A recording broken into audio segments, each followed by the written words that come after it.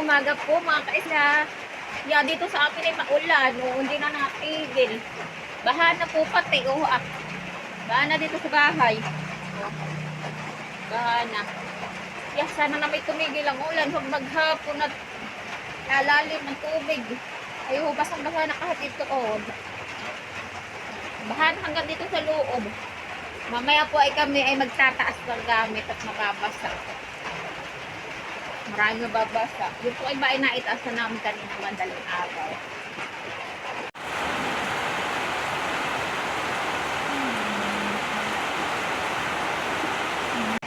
May bagyo baga mga kaisla at hindi na natigil ang ulan. Tuwi na lang.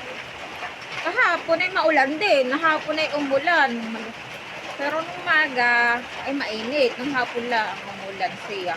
Tapos ngayon ay talagang magdamag na kagabi. Tapos ay ngayon ay grabe. Wala nang mga pustuhan na talagang iyak. Maligmik na mga kaisla. Maligmik na. Sa loob, ganoon din. Baha na. Marami ng tubig. May maglilimas kami ng tubig pag kumuha na. Naliit-liit na ang tubig. Aming lilinsan para matuyo. Ayan yung tubig oh. Ayan. Tapos dito naman sa loob. Wait lang po. Yeah, hindi na natigil ang ulan. Oh, dito sa loob eh oh. Lutang na yung pamunas. Yan. Lutang na din yung timbang, nakasahod. Yan, maghapon na naman yata itong ulan. Oh. Yan oh.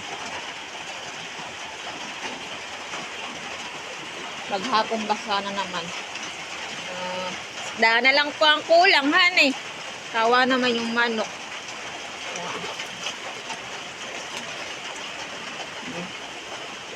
Bang-baha na po talaga dito sa aming bahay. Ay.